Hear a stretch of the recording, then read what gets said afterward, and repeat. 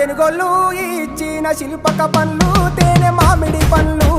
తీయంగా దిందామె తీరొక పండ్లు చిలక నేరేడు పండ్లు కాబోళ్ళు ఇచ్చిన మక్క కంకులు అవి పాల కంకులు కాల్చుకొని తిందాము కందికాయలు పచ్చి పల్లికాయలు గుజారి గుజారి మామిళ్ళ కిందో నల్ల మామిళ్ళ కింద కుసుమరోళ్ళేసిన కుందన బొమ్మ అది కుందన బొమ్మ